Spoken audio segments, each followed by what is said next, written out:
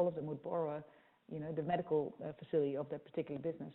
And that's, of course, if the capacity is available. And whilst these solutions are cheap, because they're MOU, Memorandum of Understanding kind of based arrangements, they're not like you have a spare facility for medical services and not a spare unit for the fire engines, for example, but it still works better than having nothing, and not having thought about it. So they were actually planning that in advance, if that makes sense. Yeah, so you could call that area BCP or something, where you have a whole industry park with lots of different businesses in a particular region, and to plan for any unfortunate events, looking at each business and what have they got that could be shared, that they could actually contribute to the mix and help each other that way, instead of having to spend huge amounts in continuity provisions. So that's when it's medium or lower scale. Of course, with these floods, it's so high impact that it would be very difficult to find partnerships, where the other guys are actually not as affected as you are, and they could still help you.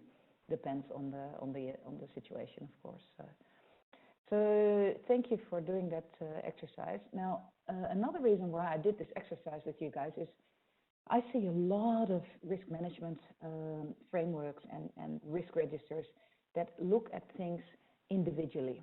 So floods and explosions and fires and power failures and telecommunication failures and so on, and illness and hijacking and, a whole list of sometimes 100, 200 different incidents or threats. And I often see people then making plans for each and every one of them, a separate little document like we had in that previous exercise, remember? Like, do you want to make a plan for every thinkable incident? So the problem with that is many times it's not just one incident that will happen. For example, with these floods, you guys already mentioned 5 or 6 other knock-on effects. People losing jobs. You also mentioned things like supply chain disruptions. I could add a few other things like power failures. You could add things like staff illness situations because of the contamination with the flooding.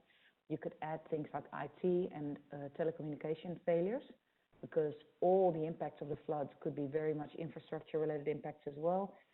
So if you make a risk matrix with all those little line items and you make a plan for each of those incidents, like a power failure or a flood, or a staff illness, the problem with these events is there's sometimes 15 or 20 or 30 different things happening at the same time, because they're all knock-on effects of the original incident.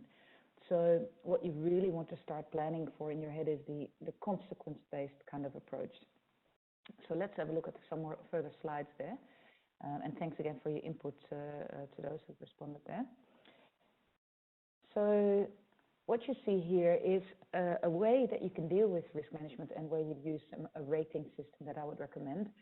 So what you would like to do is for each, if you do the brain dump of all the incidents that we talked about, all the threats, all those detailed threats, you could look at the impact and the likelihood for each of them.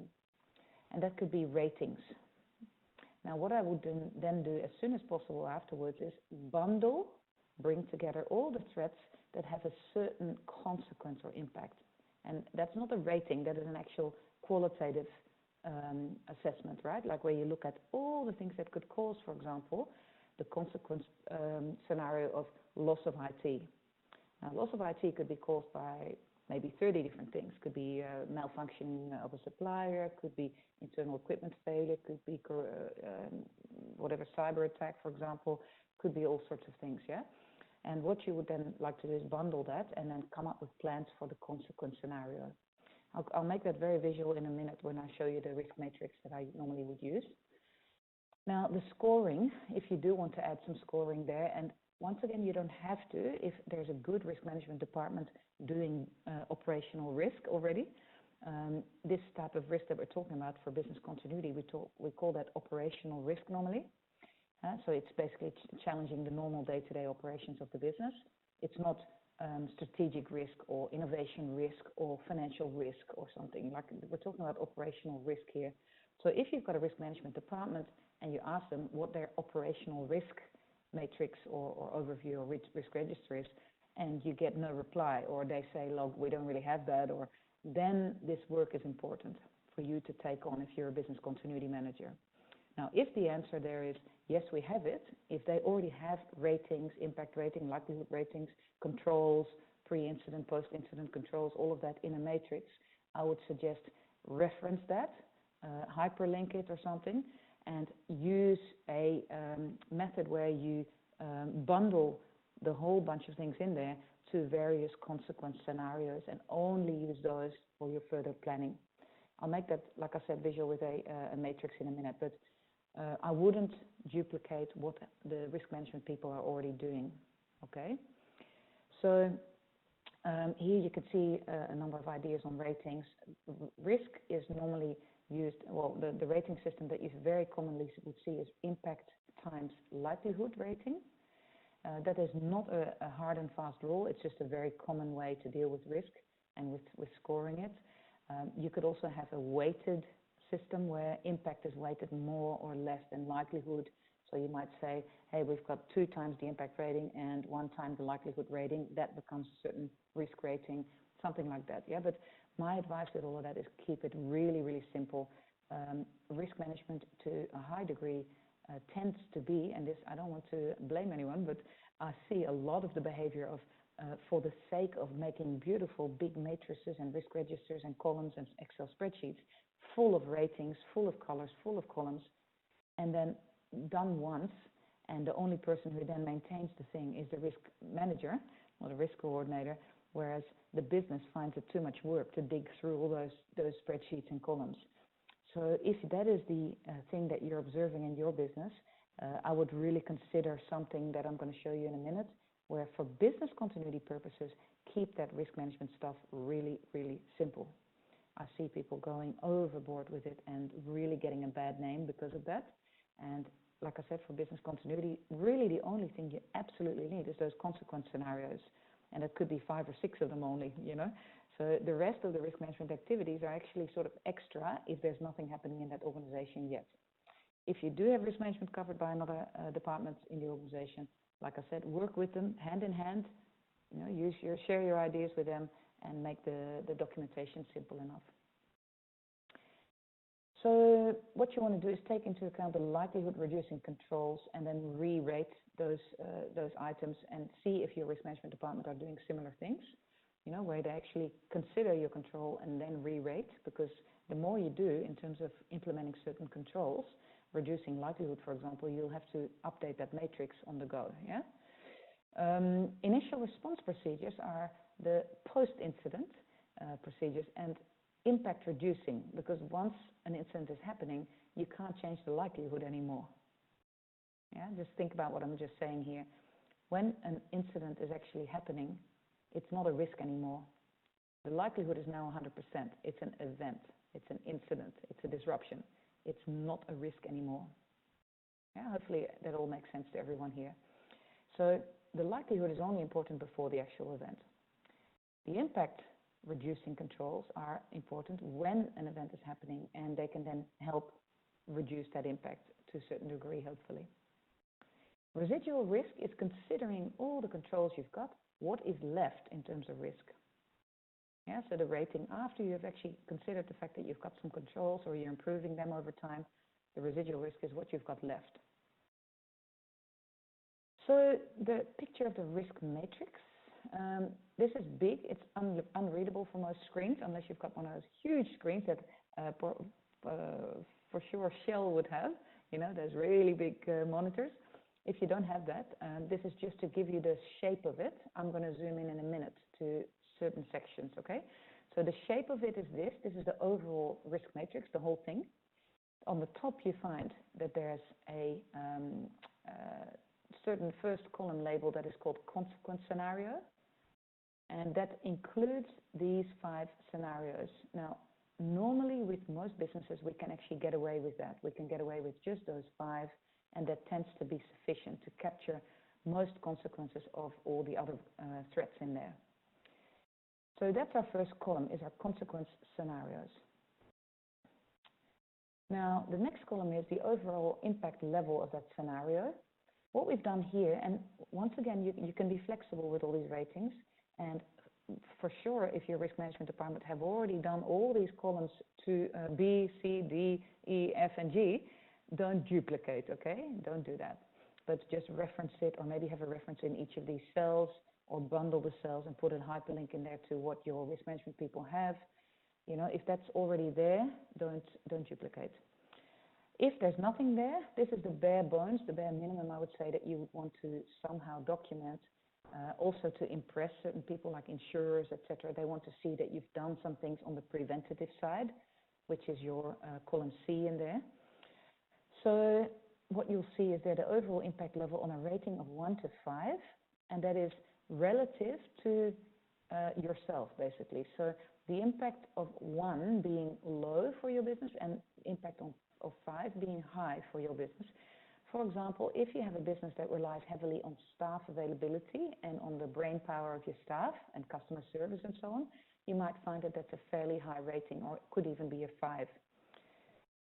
Now, if your business is finding that they're heavily reliant on physical equipment and sites and assets, like for example Shell, compared to, and also Brunei TV possibly, where you have cameras and studios and things, you actually need that physical location to do the work. On the other side, banks and insurance companies that we also have in this class, they might say, look, the building, you know, we don't really need it. As long as staff can work from home, we're fine. So for the first category, you might find that there's a rating of 5 in there on a scale of 1 to 5.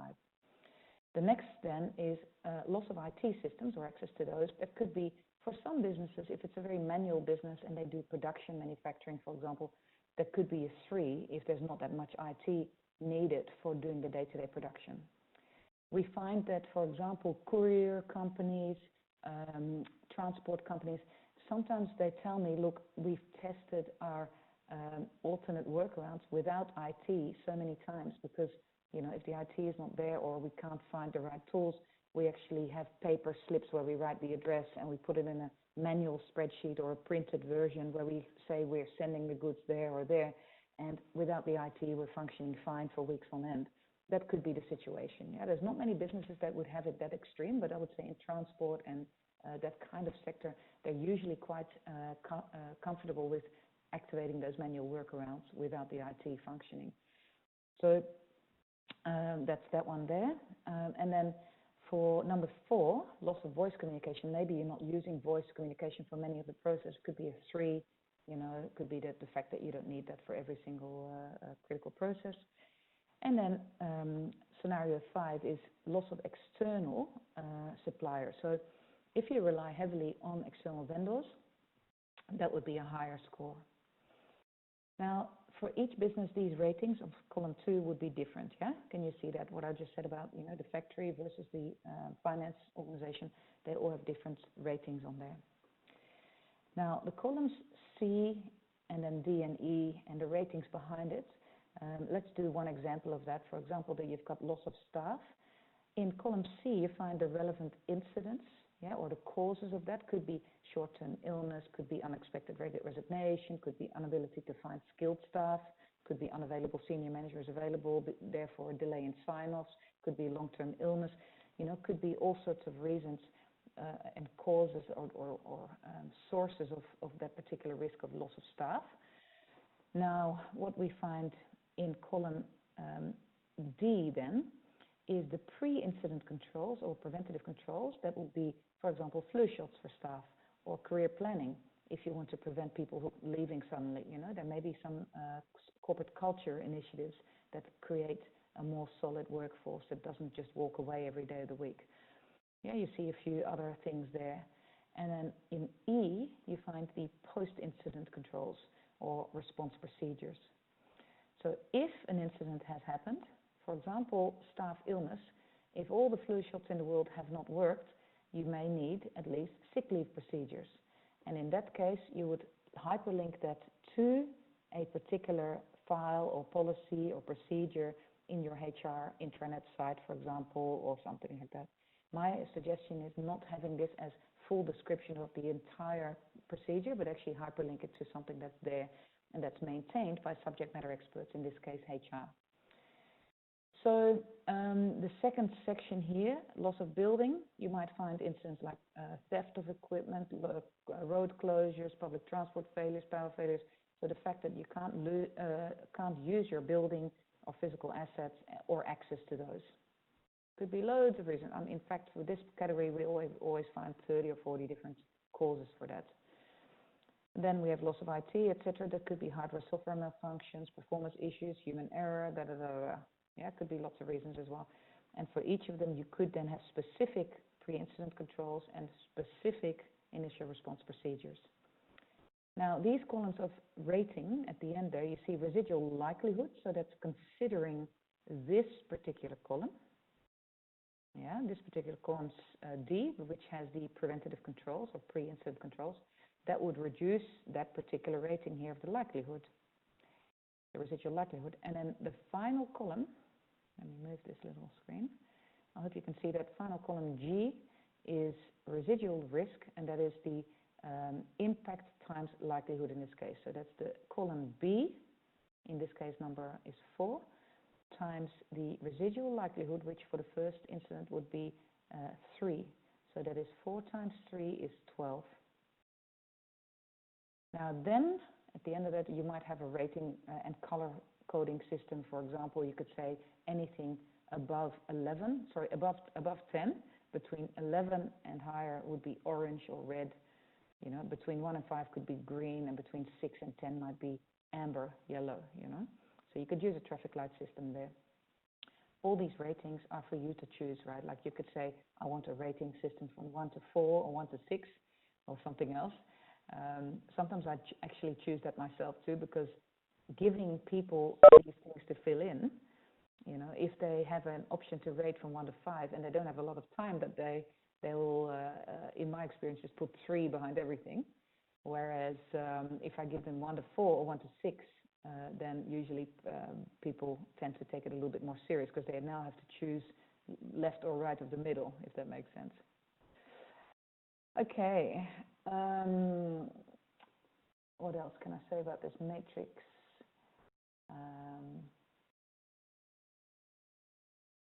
Yeah, these line items, sometimes you have to source these actual threats from industry documentation or industry associations, or you could look at your actual past incident reports in the business. So, for example, if you actually know the building was inaccessible or the assets were down for a period of time in the past, look at the reasons why. Was it because of theft? Was it because of other reasons? No access because of gridlock, could be transport failures. You know, dig around a little bit in your own business. And once again, actually the only important column for business continuity would be this first column A. Yeah, so that's around the 5 consequence scenarios. So all the rest of them, you could actually, well, make that something that a risk management department can manage already.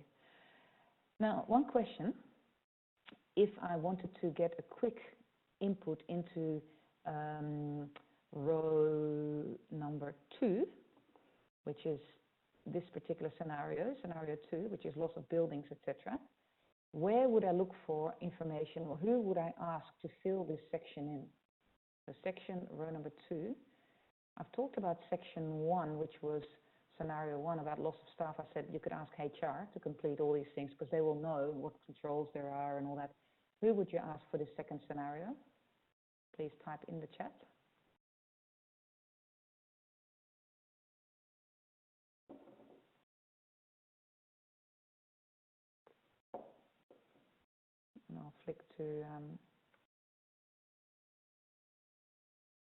And I'll flick to a couple of other sections in a minute, but can you please share in the chat who would you look for information to fill in this second section? Because you're the BCP coordinator, you don't know everything about the whole business. You need to reach out to others there. Who would you reach out for? Hey, admin, facilities, very, very good guys, logistics department. So those are the people who know about that second scenario, about the loss of building or physical assets or access to those. Thank you for sharing. Perfect. Yeah, so admin or facilities, that's usually the department, or estate management or something, they sometimes call it, you know, where you can, and security sometimes know a little bit about that as well. So you can actually reach out to those managers there or staff members and ask them to fill in this section for you, because they often also manage the controls that are linked in column D and E, you know, and the hyperlinks they can maybe put in there, because they will actually know where to find all of those. So let's zoom in a little bit more to some of the specific scenarios. You see here loss of staff, that was the first one. And you see here some detailed things that are filled in and the ratings behind it. Then the next one was loss of IT. Again, you can see human error, performance issues, and so on. Yeah, so that's the threats related to that one. Hopefully this all makes sense to you, and you can use this information to build your own. Like I said, have a look first if someone has confirmed in your business that there are operational risk type scenarios. So yeah, so keep that in mind. Now the next section here is the global report on the causes of crisis. And that's something that there's an Institute of Crisis Management that actually does that. So what you see here, they review a whole bunch of crisis news stories every year and look at what the cause was, and also which industries were most crisis prone. And they define a business crisis as any issue, problem, or disruption which triggers negative stakeholder reactions that it can impact the organization's reputation, business, and financial strength. So that's actually the big incidents. Yeah, these are big events, and that could be sudden, perceptual, smoldering, or bizarre. And bizarre is kind of the black swan type events. You know, the ones that you go, no, that will never happen, and clearly it did with COVID, for example. Yeah, so that's a global report, and here you can see what comes out of that, which is quite interesting. Sudden versus smoldering crises. Now, smoldering means it's bubbling in your business already. You don't know it perhaps, but suddenly it pops up, and you go, hey, if we had looked better before, we would have known this might actually happen. So an example of that in these days, this day and age, is actually with cyber attacks.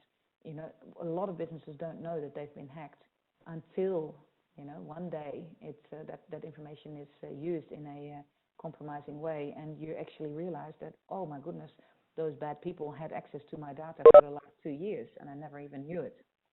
Yeah, so that's what would be a smoldering type crisis. Now, when it comes to business continuity in the operational sort of context, what do you think? What are examples of sudden, you know, crisis or sudden impacts? Please type a few thoughts in the chat if you could.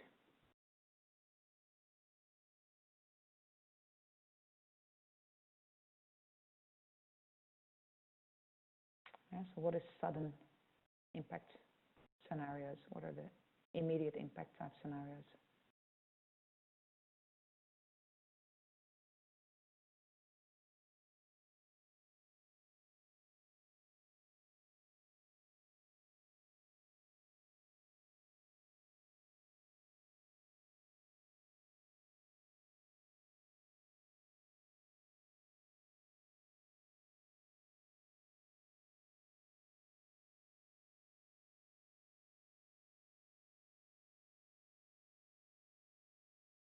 Yeah, I would like to hear a few categories of disaster that are of the immediate impact.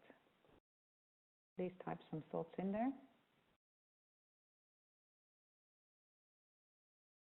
Leaks, good one. Yeah, I've seen that many times actually, and in data centers as well, where there's leakage of water and suddenly it's immediate impact, or a breakage of a pipe or something that's above the data center or above your office floor for that matter. It could be the same sort of big impact as well. Yeah, so that could be an immediate impact. And what about all the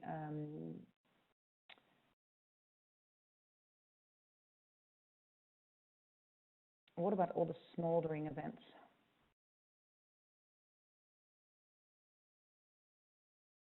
Just give me 1 second. If you type away, I'll be back in 1 second. I just got to turn something off here.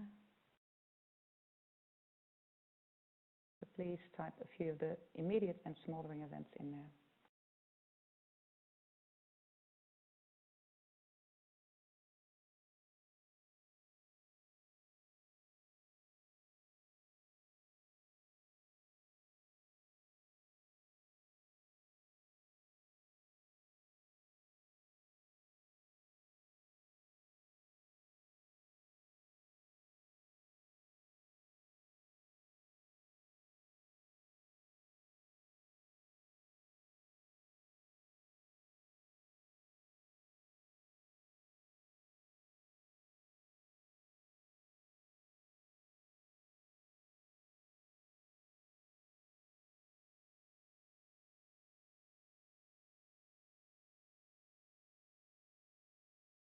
see there, asset management. Okay, that's more around the departments, I think, what you guys mean. So what we mean.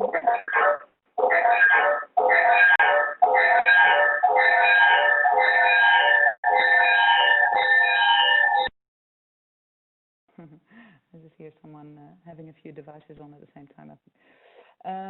So the immediate impacts, sudden impacts, are actually all those things like floods, fires, leaks, anything that is immediate impact.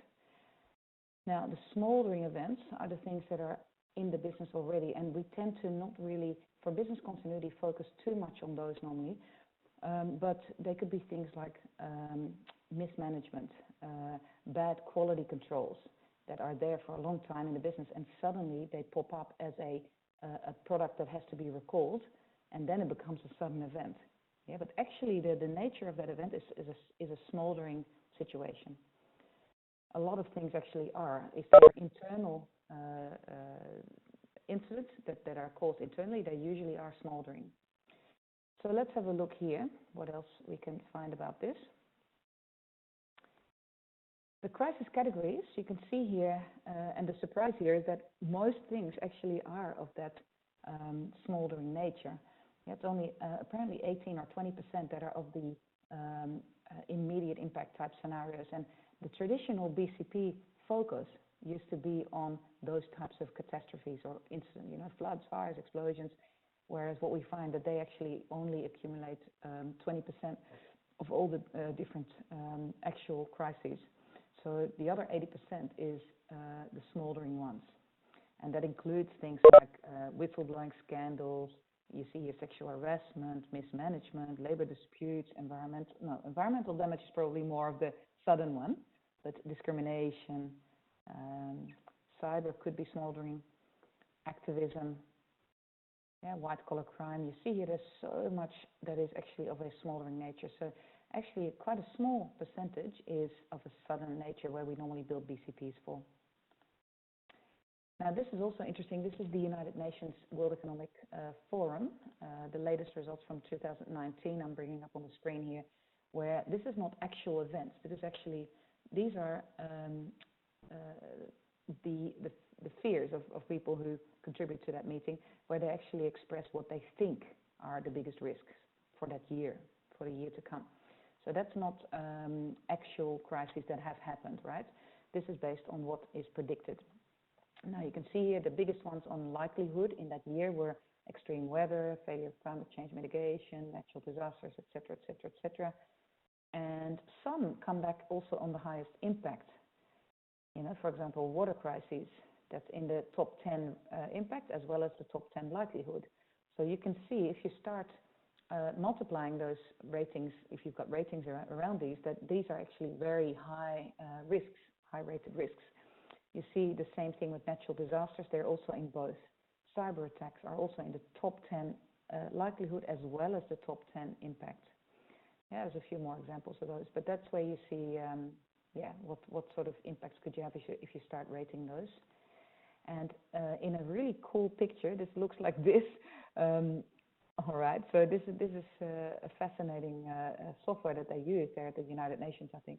But what you see in here, you see the trends.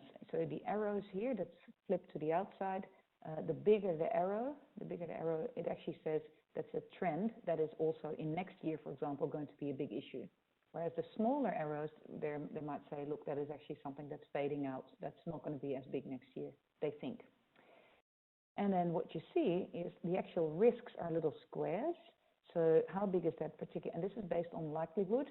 So how big is the actual square indicates the likelihood for that particular year. And you can see there are really tiny ones here, but really big ones here. So cyber attacks is a fairly big one on the likelihood, as we saw in the previous table.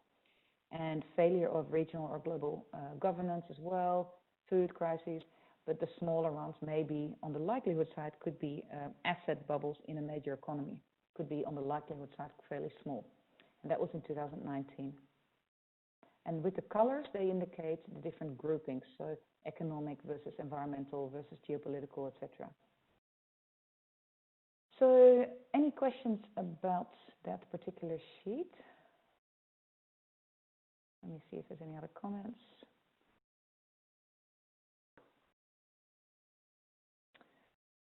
So that was our section on risk. Yeah, so that's our section on risk management. And the first column of that risk matrix is what I would say you would need for using, for your business continuity plans. Now, we're going to move on to the next section, which also has our board game, which will be nice. Let me check on time. So 2:30. So we'll go for half an hour and then have a break. So the business continuity teams, that's all about which people in your organization to include in the whole business continuity framework. So who do you need with certain BCP roles? Who needs to take up a certain proactive early in the piece versus later type role? And we're going to look at some structures that you might want to consider there.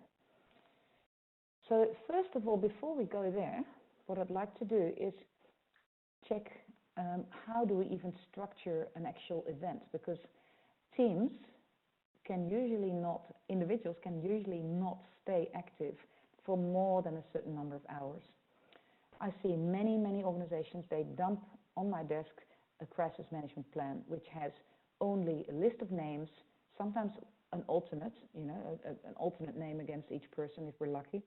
And it's like, okay, that team, we call it the crisis management team, and they have to deal with the whole thing. And well, as long as they stay awake, they can continue on, and otherwise bad luck, basically.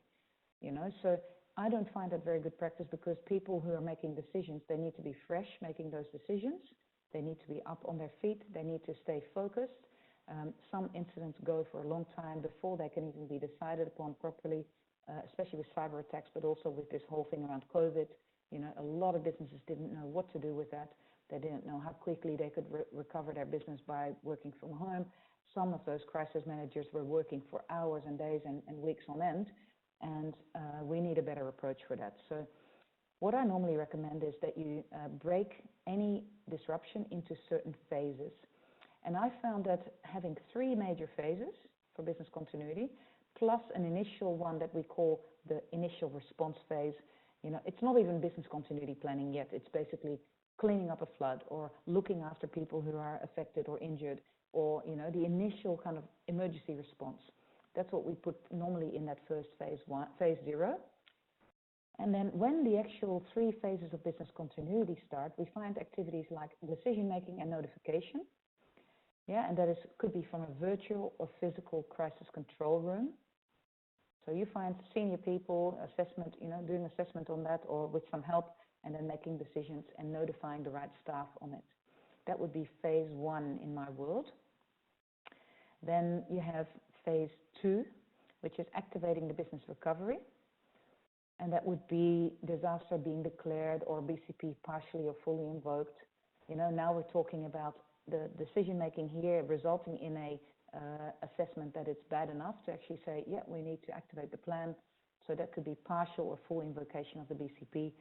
And in the interim, applying some initial workarounds. Because as soon as you declare this, it's not like all the provisions for continuity are in place straight away. For example, if you use an external location where staff have to work from, or you use a different warehouse where equipment is stored, where staff have to move things to, or you use an alternate IT recovery sort of location. From the moment of declaring that disaster, it's not like instantaneously available, those solutions. So sometimes it takes days or hours at least, or minutes, and yeah, that can be quite a bit of a wait time. So what we normally encourage any business is to apply certain initial workarounds. So they could be not full solutions, but something that maintains the core business to a certain degree, and maintains the reputation and the customer relationship to a certain degree. And then phase 3 is once that recovery provisions are all ready to start using, we call that business resumption or resuming business operations. The recovery is complete and continuity provisions are ready to resume time-critical processes. So this is not back to BAU yet. This is not the incident is over and everything goes back to normal. That's not what this is. This is you're actually working in phase 3 in that alternate location or with those alternate tools from home, for example, or from a different warehouse or with a different supplier that you've now been able to attract. So depending on the situation, you'll be using some of those strategies. And then sometime after that, one day or 1 hour, they'll be moving to a new business as usual. So that's after the event has actually been resolved, well, after the incident is finished. And who knows when that might be. Yeah? Usually you don't know that clear cut from the first moment. So it's a matter of waiting for a certain period of time and keeping on monitoring those impacts. So the next part then is the teams that you would build around that. Phase 1, phase 2, phase 3, as we saw before. What you normally find is phase 1, you see a team called the BC facilitators. I would suggest that would be a fairly small team, a team that actually, that would be a team that is agile, that actually is able to maintain the plan, that conducts regular staff awareness sessions, that initiates testing.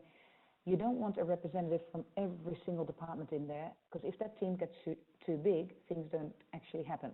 It's hard to decide and to drive things with a very big team. So facilitators, we would say, is a very small, agile group. Ideally, I would say 2 people from the internal departments like facilities or HR or IT or something, and then 2 people from externally facing departments, like people who deal with actual customers, who do the actual manufacturing, or who do actual finance department, for example, who do the financial transactions with the customers. So any externally facing ones, because they're the real stakeholders in this, right? They need this to work because they know, hey, the customer will be on my back if I don't actually have a plan in place. Whereas the internally facing ones already usually know that there should be a plan because they're actually maintaining the status quo of the business and the operations and the facilities. So the combination of the 2 would be good. And we call them often the Fantastic 4. So we have a little team of 4 normally. You could say, I don't know, the Fabulous 5 or something, but more than 5, I would say, starts getting problematic. 6 is the most that I've managed, and it started to get problematic to get the people in the right room to actually maintain the flow and not become too draining, and have regular meetings and updates on it. That team would normally meet after the initial setup of the process, I would say every month or every 3 to 4 weeks, and actually then have a little agenda that they run through to test some of the key provisions like notification tools and so on, and to see if the plans are still up to date, all those sorts of things. So they actually, they would maintain the flow of it. Now, that's in an ongoing day-to-day situation, but in the actual incident, they become the glue, they communicate between all the different teams that are involved. And I've sketched here 9 different teams, so 3 per phase. Now, if your business is smaller than 500, 300 people, it might be worth actually combining some of them because you'll get the same names duplicated everywhere, and that's not productive. So I'll show you the alternative for that as well for the smaller organizations. Now, what you see here, what these teams will do, we normally find the second one in that list there, the 1C, the crisis management team, are the key decision makers. So they're the senior people like the executive, plus people like public relations, corporate affairs, and also legal counsel maybe could be in there. So they're the sort of key people that would make decisions and to actually run with an actual incident in terms of the communication as well. Now, 1B, damage assessment team, would be I would call it, they're like a subset of C, but initially they stay on the ground, but like the eyes and ears of a disaster.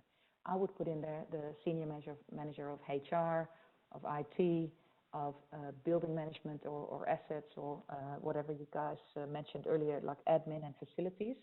Those sorts of titles, they would go in as damage assessment team members.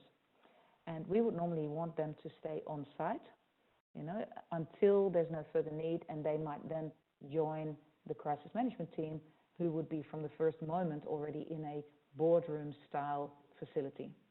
So the crisis management team, they don't need to stay in the rain on site, being there for the staff. Of course, it sounds nice and warm and fuzzy, but it's actually more important that they straight away get into a place or in a virtual setup where they can start communicating, make decisions together on what to do, because there's enormous delay sometimes that happens with this, and that can be minimized by having the damage assessment team actually providing that crisis management team with the right updates and information on what the recent developments are, for example, on site.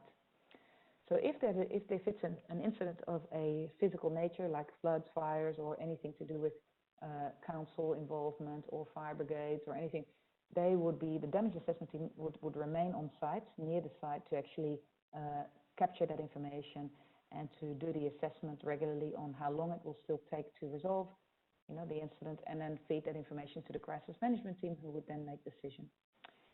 I see a question here from Azim. Can a person from DAT be in CMT2? Well, what we normally do is we split from the crisis management group, we split out the damage assessment team, which is, like I said, HR, IT, and facilities, that sort of roles, or people who deal with insurance companies on site, that goes as a damage assessment team. And when their on-site requirement is not valid anymore, so they don't need to stay on site, they will join the crisis management team. But we still call them damage assessment team or disruption assessment team, because their focus is on getting information on how long will this last, how bad is it, and that information is used by those senior decision makers here. So we split them because we believe having duplicate roles, names everywhere that are duplicate, then they suddenly have to be in two places at the same time, or they have to be on two committees at the same time, and having so many meetings, it's not productive. So we tend to split those roles out a little bit more and make sure that people stay in that particular team, and then merge with the other team if needed. But we don't duplicate names in two teams. Does that answer your question, Azim? Does that sort of make sense? Because I see a lot of lists where people are in all sorts of lists as a primary and as an alternate, and how can someone clone themselves, So that's the reason why. Thank you. So the next team there that is often forgotten, most people completely forget, the absolute critical little team of executive support could be the EAs, executive assistants, or someone from administration, to actually help these other two teams, B and C, 1B and 1C, to help them with all the required tools, like a mobile charger, or some sort of system where they can quickly travel to another place, or organizing catering when they're meeting together to meet, or helping them set up things like work from home provisions, diverting calls to those teams to be able to say, hey, can you make these callbacks in blocks, or taking calls on behalf of them. Yeah, I hope that makes some sense there. So the executive support team, give it an actual name, put some actual individuals in there, because if you don't do it, most crisis management teams assume that their assistant will be there. Their EA will just magically turn up. But I think it requires separate training and awareness and tools for that team to be ready for action.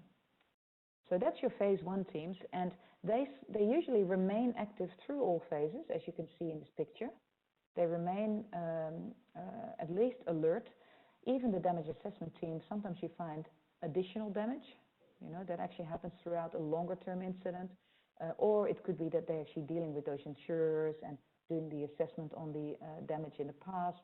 Usually until the disaster is completely over, we find that those people don't get deactivated. Yeah, they actually stay active in there.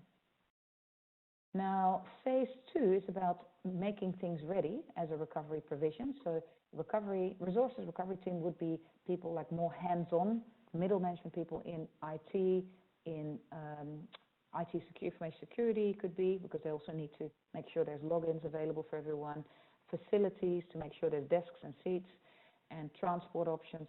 And whether you recover from a central location with all the staff, or whether you send them all home, they do need recovery instructions at least. The staff need, as you would know with COVID, people needed some sort of tools. How do I plug this in? How do I start this and that? If in a year's time people have forgotten half this information, they should at least be helped by that team. Business recovery team is the middle management of the business units, and they should validate if the solutions provided here, once they're ready to start using. Yeah, so for example, if the resource recovery team are making things ready, like logins and facilities and seating and applications and data and everything else, this is the team that actually can validate whether that's good enough to start being used by their staff, which is this one here, that is 3B at the bottom, the business resumption team. And that bunch of staff, you don't want them turning up on the first moment of the recovery, because they will disrupt that process. I've been in situations where I was working in IT, and I'm sure that some of the guys here, I think probably Firdaus and the other guys, you'll recognize that if people don't, if business staff don't get the instruction to stay alert but not turn up, not come and hassle IT, for example, or facilities, they will come too early. If they don't get the instruction to stay home, they'll come on too early, they'll start their systems too early, they'll want their data too early. Whereas if you have a bit of a gatekeeper team there, which is a business recovery team, they will then be more realistic and say, okay, wait. They will tell their own staff down the line, to say, look, stay home, stay on alert, be ready for further information, and get some sleep, but keep your phone on or something. Yeah, and so it's basically to protect. This team is a little bit to protect those resource recovery people from being harassed and pushed all the time. And I hope it makes sense to some of you guys that you recognize that. Now, this team, as well as the one below it, like that 3C business support team, they're actually just similar to 1D, like the executive support. So they're the people who help in that phase, who help these other people to do their job with the right tools, with some, I don't know, food, catering and things like that, or seating. So they'll help set that up for them. So the last phase then is the resuming business operations, and that would be the resources support team, as we'd call it, which is really just like the help desk in disaster mode. So if people are working from home, I'm sure that those guys in IT can confirm that a lot of people needed help even whilst they're working from home. You can imagine the same if they're working from a remote location or an alternate factory or a different plant. Those people need help. Yeah, and they will need ongoing help in that recovery modus. So that's what the resource support team is all about. And for IT, that means usually some service desk people or something like that, who could actually support the staff. And then we've got a business resumption team. As I said before, they are the people that work for these people in the middle, right in the middle of the picture. They are the staff that will actually continue those time-critical processes. So, for example, if it was about payroll, you'd find the senior HR or finance managers in team 2B, the BREC, the business recovery team, and their staff who actually would process the payroll in case of an incident from an alternate location or alternate system. That would be the business resumption team. I hope that's all clear to everyone. And the final one, once again, just like the other third team in the other phases, it's like the support team who actually enable that those two other teams there. Now this looks like a lot of engineering, and it is actually true. It is, if you do it properly. You also don't want to overdo it, because the more of those rules and titles and everything you put in there, the problem is if someone is not there, nobody else knows what to do. So we tend to really advocate a team approach. The members of the team should all be rotating chiefs, ideally, where they could stand in for someone else. I've seen people make lists of crisis management team members and then exactly putting the title in there, putting exactly their role, their bullet points, and only for that person to then conduct those activities, which is a major risk, of course, because if on some day the whole crisis management team is not there, well, what's going to happen then? Who's going to pick up those pieces?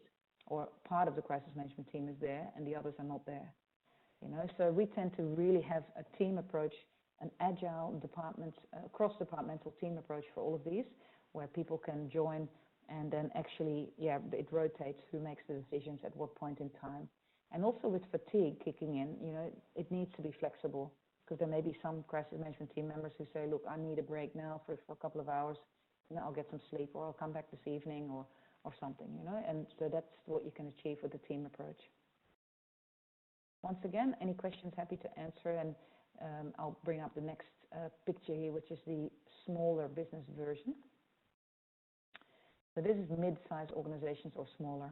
Yeah, you can see exactly the same approach, but what we've done here compared to the previous slide, can you see that the yellow ones are now the only ones left, and we've combined them with resource recovery and support team, for example. The next one we've said not just business recovery team, but business recovery and resumption team. So, and the last one, business support team. So here what we've basically said is these two teams are combined, and these two teams are combined, and these two teams are combined. So if there's not enough staff to fill all these different little boxes, you could get away with this one, and then combine the actual name of the team, of the two teams together. Okay.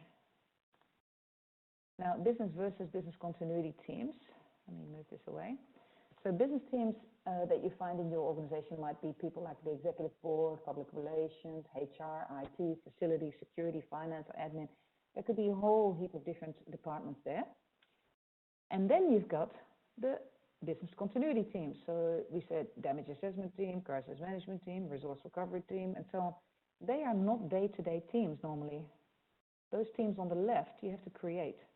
And what we use this table for is to say who goes in what team. For example, damage assessment, I mentioned HR, IT, and facilities and security.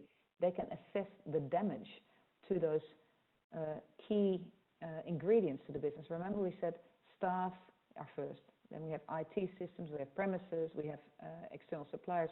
If they can assess the damage to those categories, that would be what you would want. Yeah. And a crisis management team is usually the executive plus corporate affairs and maybe finance, if there's no CFO on your executive. Finance, because there's usually some really big investments to approve to recover from a disaster, as we saw with the China case study. Yeah, there'll be some involvement from finance in there.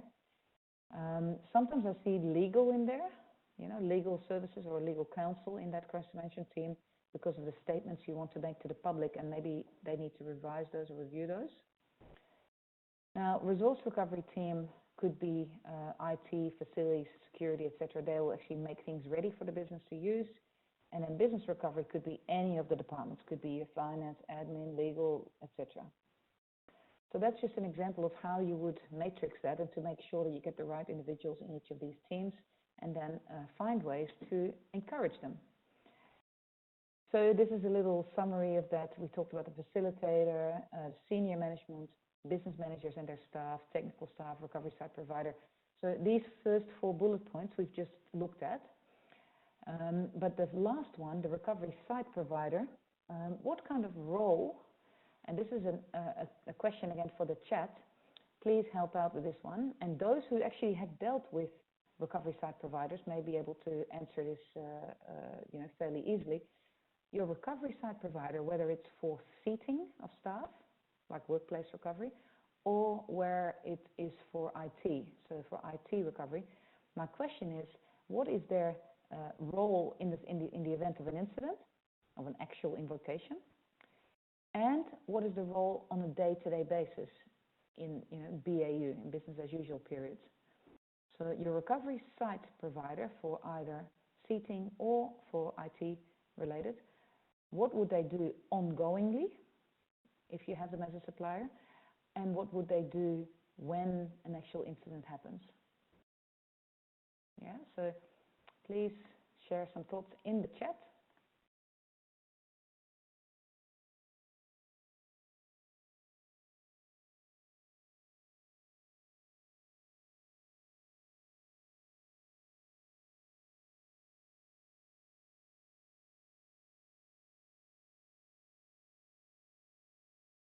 Yeah, so can we please hear what you think about the recovery site provider, your external vendor who helps you with your recovery provisions? What would be some of their key activities when you're talking about their BAU activities, when you've got no invocation at all, versus during an invocation? And you could just type certain comments in there. It doesn't have to be the full picture. It could be just a couple of tasks, or one task. That's fine too.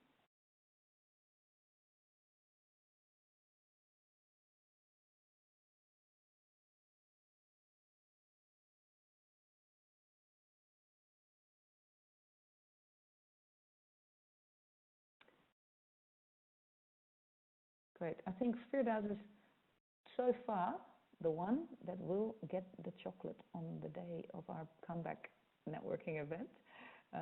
He's been very, very proactive. Thank you for doing that. So he's saying during an incident, they provide space, power for serving and seatings. Yep.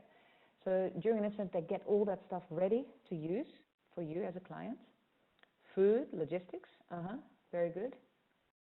sometimes even signage, you know, like if you have them as a sort of a shop front, you know, if your own shop or store is flooded or, you know, not available or inaccessible, maybe they'll help you, you know, actually with signage so your customers can actually visit that particular site rather than your main building.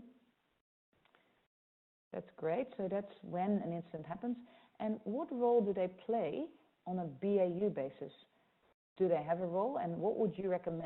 What conversations do you want with this kind of supplier on a regular basis, even if there's never an incident or a disaster or anything?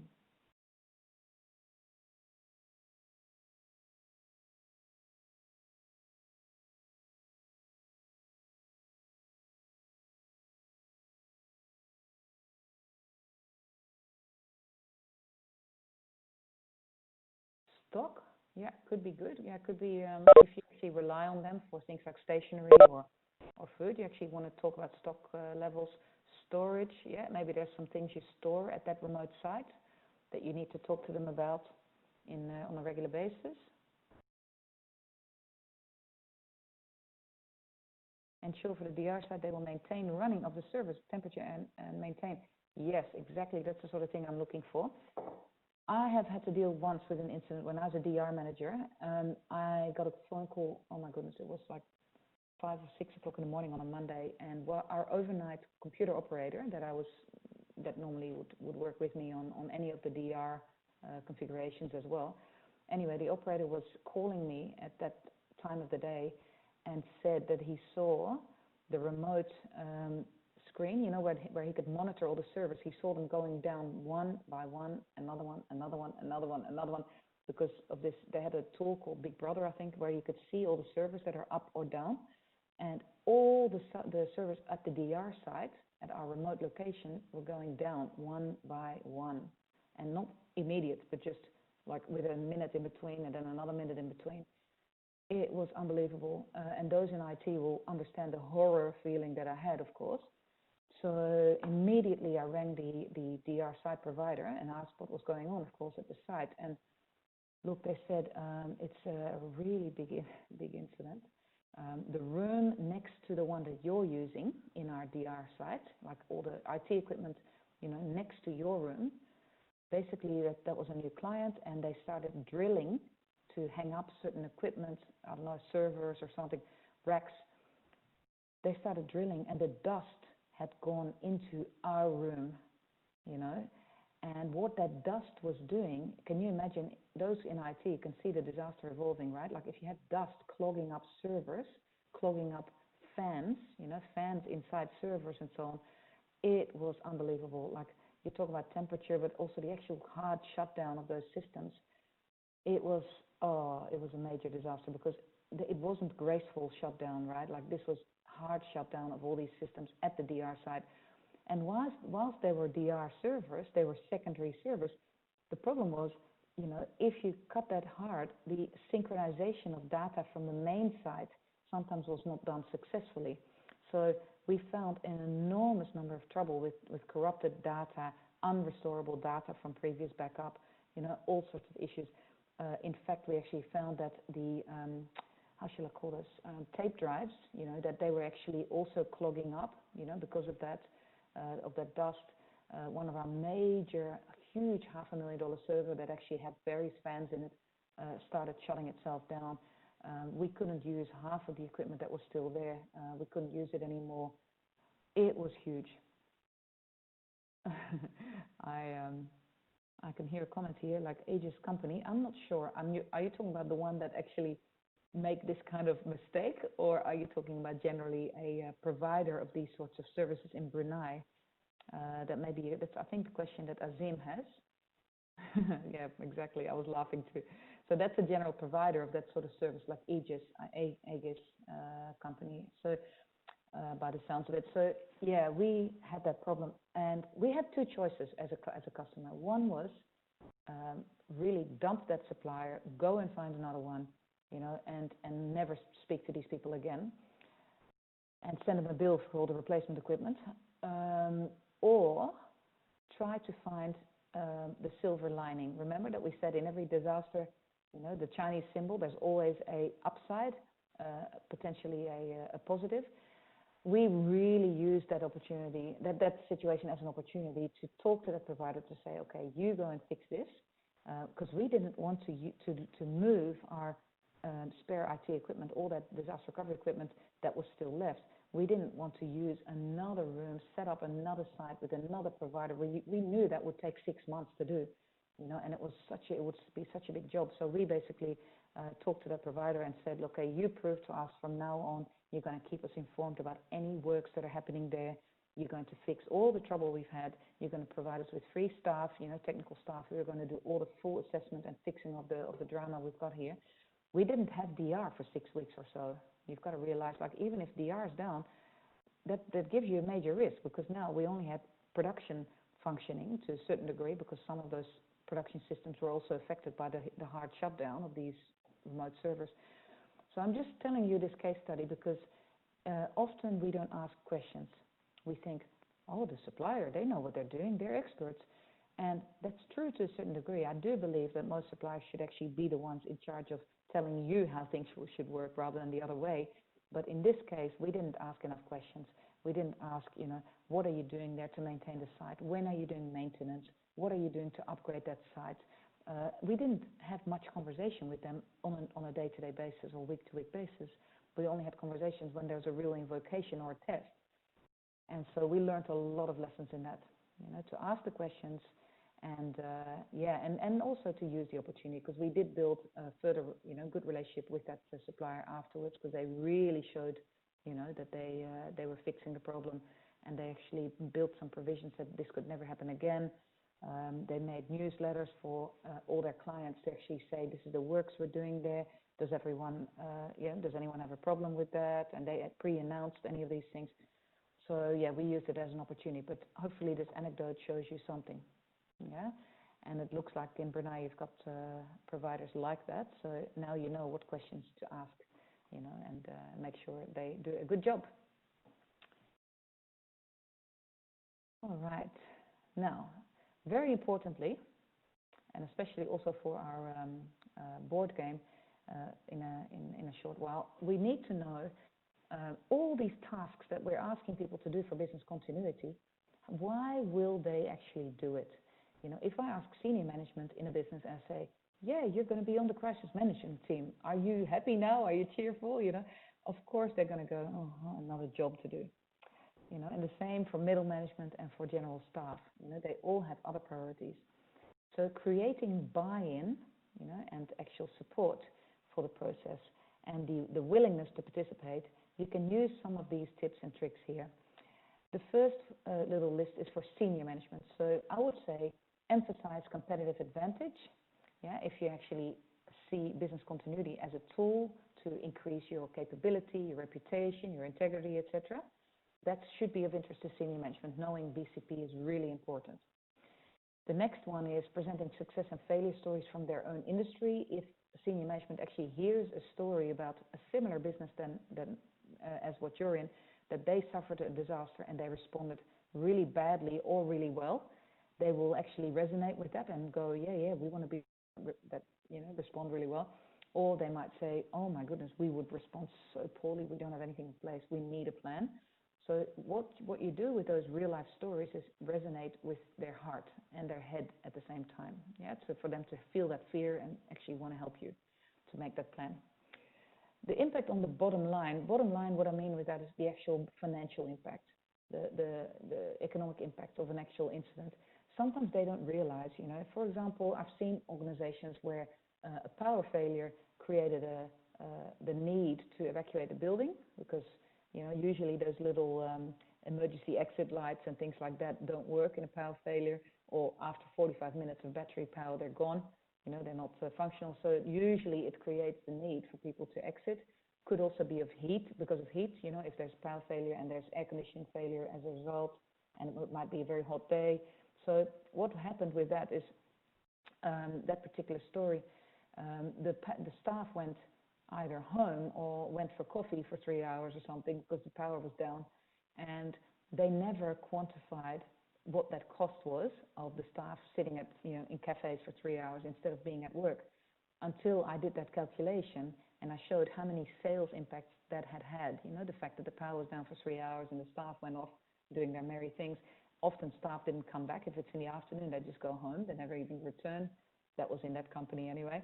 And when I calculated with that company what the cost, the actual financial impact was of that particular incident of 3 hours of power failure, they immediately had buy-in for the actual BCP process, for certain investments, etc. So for certain threats, you can actually use that. Emphasizing that BCP is needed for regulatory compliance. Now, with that one, yes, you can, but be careful because it needs to be still the carrot and the stick. Remember that we showed that earlier? So this is all compliance. This is stick. You know, you must do this BCP. Could be because of Basel, could be because of Sarbanes-Oxley Act, Protecting Vital Information Act, central bank regulations, labor, blah, blah, blah, blah. So all of these things, some of them you resonate with probably for your industry where you go, yeah, we could use this. They have to have BCP because this is actually the regulator behind it. Once again, think about the softer factors, the softer reasons why your senior management would actually want that BCP, not just the rules, not just the stick approach. So those sorts of things could include your insurance premium discounts. We talked about regular update papers. You can actually make motivation for that senior management team by creating regular updates on what you're doing about the process, you know, and what's happening with BCP. Make it simple, like nice short documents in their maybe monthly meeting or something to table that. You could use presentation by external experts. Doesn't have to be consultants. Could be people from the government who present on a certain threat. I remember using the trick of inviting government people on flu impacts on business and actually speaking about pandemic threats before any of these pandemics happened. And because it's an external person, the business and the senior management usually have a bit more focus and attention to it. I also used the fire brigade once to talk about zoning of a particular city or an area to know what would happen if there was a fire, how far could we still go near that building afterwards and things like that. So sometimes you use an external expert, even if they're government-free people, you know, you don't have to pay for it, but you just need to organize it and see if they are up for that and helping out. And then a few other thoughts here. That would be using statistics. You know, you could show statistics on businesses that have successfully recovered because of BCP, for example, or the cost of not recovering quickly. Emphasizing that it's about protecting people's lives and the supply chain. Most business owners would be quite keen to protect other people as well as themselves, you know, for their reputation and just being a good corporate citizen. Prevention of penalties is another reason why your senior management might think, yeah, we need that plan, because if we don't do proper business continuity, we may be hit with penalties from our own customers. I know for a fact that some customers that I have, they would immediately stop paying the bills of certain IT suppliers if the backups fails, for example, or if the IT supplier has a particular incident happening in their own business and they don't provide services, they would immediately stop paying for that service. So that's an immediate impact, yeah. And the last one, strike the right balance. I mean, senior management is usually quite interested in BCP, but not the way that you are, you know, your enthusiasm. So maybe strike the right balance there. Please share any thoughts or questions or frustrations you have about buy-in in the chat as we go along, because I know a lot of you have in even earlier conversations also with Janet talked, getting support from the business, you know, for BCP can be quite difficult. So I hope that that makes sense. Then the next group is middle management. They're, I would say, the hardest to get motivated because they're too busy. You know, they're being pulled from the top, they're being pushed from the bottom. They're constantly in a flux, you know, like trying to run around pleasing everybody. So what you could do is that you coach one team or one department or a unit or division and help them with their divisional business continuity plan, and then use that as a tool or a template or an example. You see that here at bullet point 4 as well, the pilot. Use that as an example for other departments. I know the chat is blocking the image, but so that's what you could use, sticky note workshops and so on. So teams motivating other teams. I also use where one manager may be very inspired by BCP and another manager in the business is not. I tend to put those people together in a room so they do the talking to each other rather than me pushing everybody to be inspired about it. You know, sometimes it works better that way. And you can see a few other tricks there, running workshops, setting up a global team, for example, for terrorism and pandemics, where you talk to interstate or overseas counterparts of your business. Optimally use managers' time, so be really mindful of the time of these people. And yeah, you may have some your own experiences, you know, of what worked and how you could actually inspire people in your organization or where you had trouble. We'd love to hear from you, like to say, yes, this worked to get buy-in, or I'm having a lot of trouble with this particular department, or I'm having a lot of trouble with senior people instead of the general staff. You know, please type in the chat some of those frustrations or your tips, because all of those are very welcome, and I'll comment on them if you type a few things there. Now, general staff, they're also pretty difficult because they think, oh, well, that's not my thing, BCP, it's someone else's job, you know. But if you use it properly, you'll find that presenting BCP information during staff induction actually can be quite useful, because that's when the staff are still fresh. They've just joined your organization. That's the moment you want to kind of get in their ear about BCP and tell them that, you know, it's a really great process and very important, and that the staff can get involved too if they want to be involved in, for example, testing or in staff awareness programs or something like that. You could use emphasizing staff health and safety and job security as key drivers for the business continuity process. We talked about corporate social responsibility, right? You want to, with general staff, you want to make it quite practical with exercises and rehearsals, for example, you know, because that's where they get off their seat and get excited. Emphasizing the benefits of proper impact analysis. What would be, and this is especially to the IT staff in the room. So the guys, I think all of you from Shell kind of work in IT from what I can see, but also others may be able to comment. What I'd like to ask you, if you work in IT, what would you say for you immediately, what's the benefit of proper business impact analysis? So what is business impact analysis? It's where critical processes are nominated, where critical people, critical data, critical systems are prioritized, etc. Why is that of interest to people like IT and also facilities people? Why is that of interest to get that done before an actual incident happens? Yeah, so those in IT, please type away and comment. Prioritization, fantastic. Otman, thank you.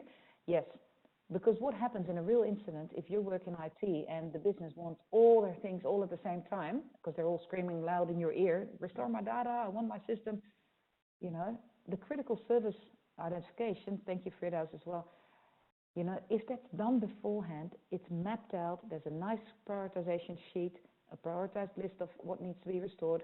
That's actually what really, really helps IT. And unfortunately, ICT staff are often asked to produce this information. Remember that BIA process, the confusion that it's a business activity, that the business should do that. So yeah, so thanks for the input, very good. And the last bullet there is keeping staff aware of how BCP is being addressed. So intranet pages, for example, with updated information on the progress, you could use that for general staff as well on the intranet, or other tools like newsletters and so on. So there's a little funny picture here. Even if you do all of those things, you still find, you know, that general staff, they will forget, you know. So you've trained them, you've made them aware, you've given them all the tools and the handouts and everything and the newsletters. And on the day of a disaster, I find still people forget it, you know, what was the plan? And they will start panicking and shouting loudly for help. But yeah, you just gotta, if you're doing the business continuity coordination role, you want to be that person who initiates those awareness processes and so on, so to keep staff comfortable and make sure they know what to do in case of a real incident. Okay, so you can see here the continuity process steps versus activities. And with that one, it's really important to know through all the steps of the wheel, we are now finishing up step 3, there's different activities needed for each of those steps, and yeah, it's a really iterative process that you need help from other business units for, for agreeing on procedures, for example, or communication, or reports, or updates to the board. All of these parties that you deal with within the organization, they need to have some sort of buy-in to then help you. So keeping it fun and using people like, well, using sounds really bad, but using people like internal audit to do more the stick approach, whereas you are going to be the facilitator, coming up with great templates, for example, or examples of plans, actually helping the business and not being the nagging police person around business continuity plans. Now, another thing to mention, I've talked a lot about who you talk to in your organization, different departments who have to contribute, all the team members, all those different 9 teams. But what we also should not forget is you need to think about BCM buy-in also beyond your organization. For example, what is the role of your critical suppliers? What is the role or expectation of your key customers? And invite them into your planning process. When you're drafting your BCP, you want to actually ask key customers too, right? Like to say, what do you need? BCP managers in surrounding buildings, we talked about a little bit, like to say, what is their plan? Are they all, I don't know, evacuating to the same place? Are they all relying on the same key suppliers in that particular area? You want to know that information. And then also, an interesting one is talk to competitors, local authorities, and associations. So they are external organizations with certain stake maybe in your process, or the opposite. But for example, competitors, they could be your best friend when it comes to scenarios that impact on customers' health and well-being. So if I run a private hospital and I know in case of a failure of my building or my power or whatever, or my staff, I will have actual patients dying, or getting really, really ill, I would probably be quite comfortable in knowing that most of my competitors would like to take on those customers, or at least help me out through that different challenge, through that challenge. Because it's only good for their reputation as well, and the relationship with you, to actually show that help. So there are some parties to deal with, local authorities and associations. They usually have a bunch of information that you could actually tap into for your risk assessment, but also for your business continuity planning. Any questions? It's time for a break. Something with these breakout coordinators. I'm going to send to 4 different people, the 3 people from Shell, and also to City Noor Amal. I'm going to send you a link to your team's board game that we're going to be using. I just want you to confirm whether you can open it or not. So let me check. This is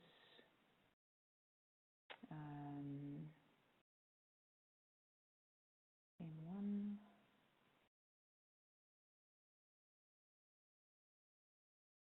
Okay. Team 1.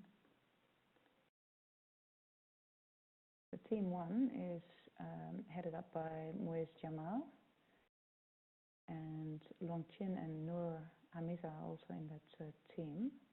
I'm just going to try and send you something with Jamal. Just a second.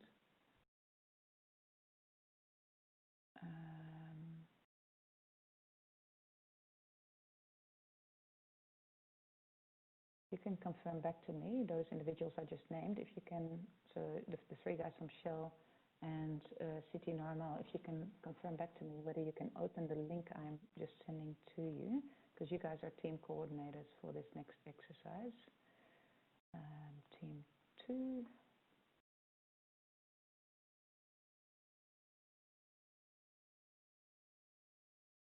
So for team 2, that is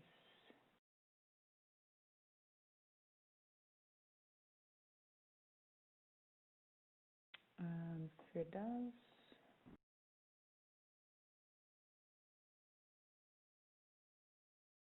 I'm going to send you the link for team 2 assignment. That one. so you don't have to do anything with that game yet. It's just to test if you can actually open it. And then the third team coordinator is, I was hoping Otman.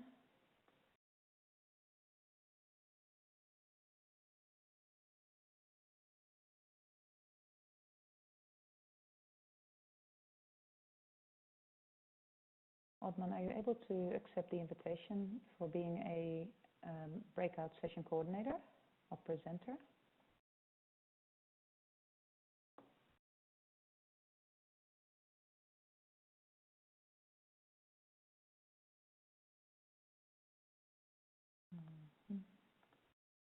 And then team 3. I can see Firdaus is already in the game, so you can at least access it. That's good news. Team 3, I'll send it to Otman. Just a second. And for some reason, Otman, you keep dropping out of the team. I don't know why that's happening.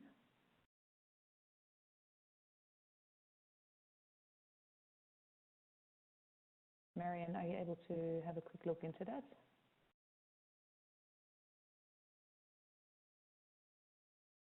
Yes, Rizka? Yeah, I've been trying to add Otman to team 3 on breakout team, and for some reason his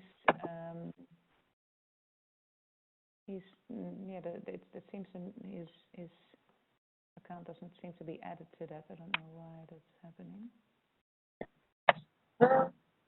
I actually cannot do anything because they said you cannot create breakout sessions since another person is already creating them. I see. Okay. All right. Let's see if Firdaus is in. Not just.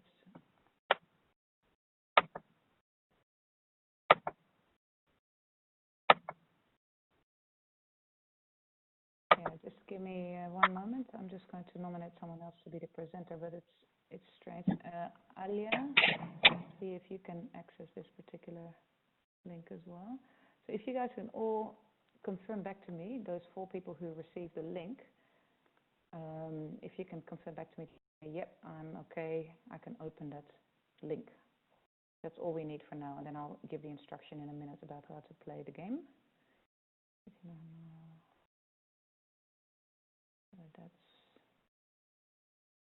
over here.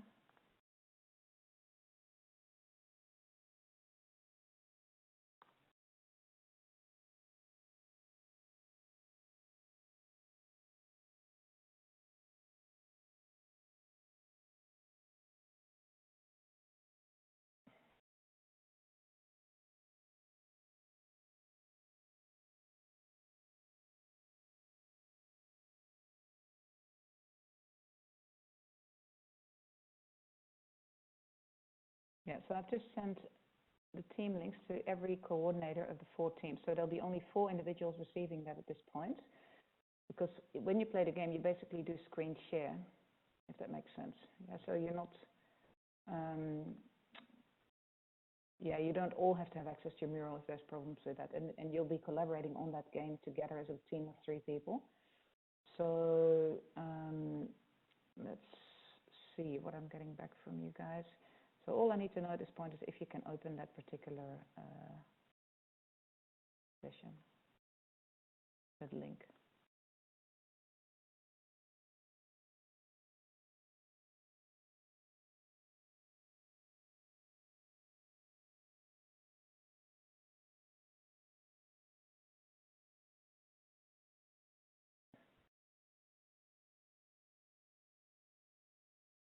Okay, that all looks good.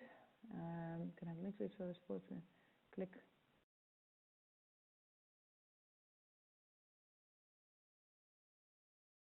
Yeah, it's city normal. Can you access that link I've just sent? Network restriction. Okay, let me make someone else your breakout coordinator, and then you only have to basically watch the screen. You don't have to access this. And that should fix all the problems then, I think.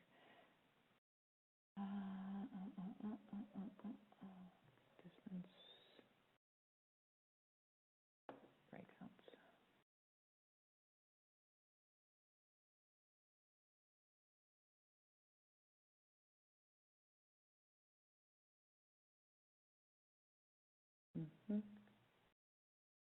Yeah, for some reason, Otman, I cannot add you to a team for some reason.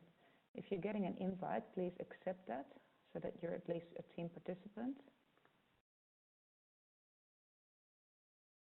And let's see.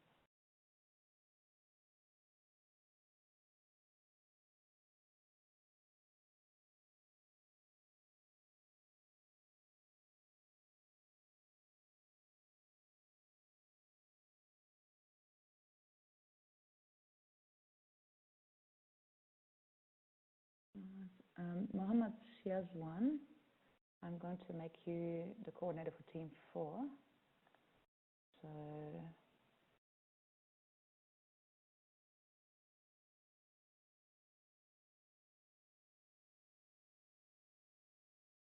I'm going to send you a link. Are you able to check if you can open that, please?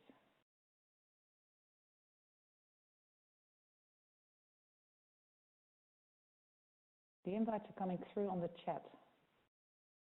And just for one person in each team, okay? So those links have been sent to Muiz Jamal, to Firdaus Ahmad, to Alianur Bazura, I think, and to Mohammed Siazwan.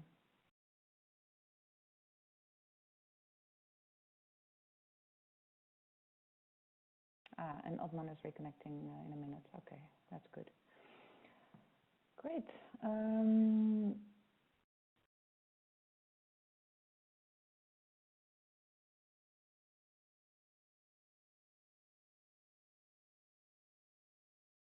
I think that's all working for everyone else. So what I'll be doing now is give you a quick instruction on the game, but also on the breakout session and how it works. So what I'd like to say about that is and I'll share my desktop first so that you can see what the game looks like.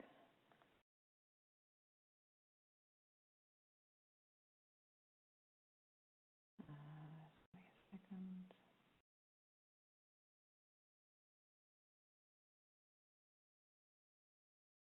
You should all be able to see this at this point.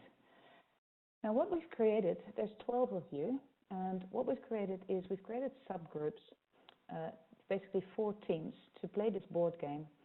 And what this board game is about, it's along the lines of the instruction I gave you guys earlier about the different teams. Remember, we talked about the crisis management team being the key decision makers there. You can see them here in pink.